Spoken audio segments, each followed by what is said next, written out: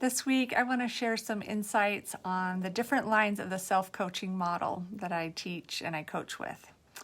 So today, I want to talk about the first line in the model, which is our circumstances.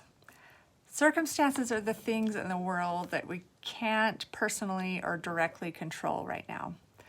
So an example of circumstances in the world might include other people's behavior, the weather, the election, COVID, taxes, someone's mental state, others' opinions of us, the past, or something that someone said to us. So of course there's many, many more, but there's this thought leader named Byron Katie, and one of her most famous sayings is, circumstances are reality. And when you argue with reality, you lose, but only 100% of the time. So what she means by this is that it's not the circumstance that's causing us pain, but it's actually our thoughts about it. It's our argument against it that causes us pain. No matter how horrific our past is or how horrible the event, the only thing that ever causes us emotional pain is our story or our thoughts about it. So accepting the things that we simply can't change or control is one of the most powerful things that we can do. And I realize that it seems counterintuitive to think of acceptance as a powerful action.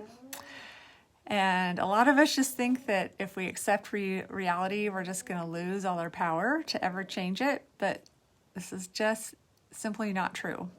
Accepting the present moment exactly the way it is right now is where all of our power is. There's a guy named Eckhart Tolle, if you haven't heard of him, and he tells us that the only power that we have is in the moment that we have right now. And when we're fighting with what is happening in the present moment, or when we're arguing with reality, we're actually losing our present moment. So that being said, there's this huge difference between accepting and condoning. So accepting the way things are doesn't mean that we agree with them or condone them. It just means that we're not trying to change something by pushing against it. We're just trying not to go to war, basically. And we're choosing not to force change within our own negative feelings. We can act from a place of peace and love and still move forward towards change. So when we let go of resisting the circumstance, this doesn't empower us, because just because we're not fighting or hating, which feels horrible, right, doesn't mean that we can't be someone who works to change things in the world. It's actually the opposite. If we want to make changes in the world, we have to first become free from the fight in our minds. So let me give you an example.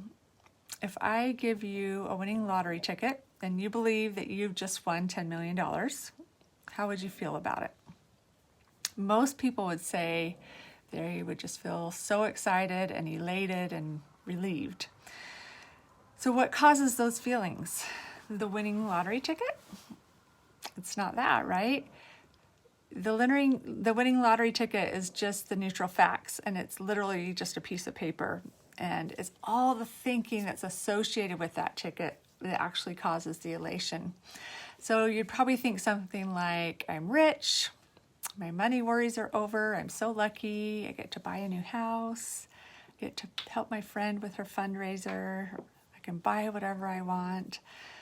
And those thoughts are what have the power to create so much positive emotion in the present moment. So now what if I told you that I was just kidding and that actually wasn't the winning ticket after all? Does that make the emotion you just experienced any less real? Does it take away the excited feeling that you had? Does it mean that you were never happy? No. So what now changes the emotion are all of your new thoughts. If you're feeling a negative emotion at this point, it's probably because you're thinking thoughts like, I knew that it was too good to be true, or I'm so unlucky and I can't stand you, that was so mean. So has the lottery circumstance changed?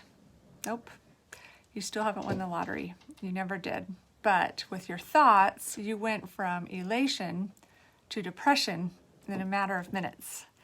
And even if you had won the lottery, it wouldn't be the lottery that was causing your happiness about it. It would be your thoughts. Even with the money in your bank, which is the circumstance, the only joy that you'll ever feel because of that money is simply because of the thoughts that you think about it. So, we're just so much better off when we just let circumstances be. We don't have a choice anyway, and people just do what they do. And our past has already happened. It is what it is. Our weight is just a number on the scale. Our bank account is just what it is. And now this doesn't mean that it won't change or that we wouldn't want to help it change, right? But arguing with what is right now has no upside.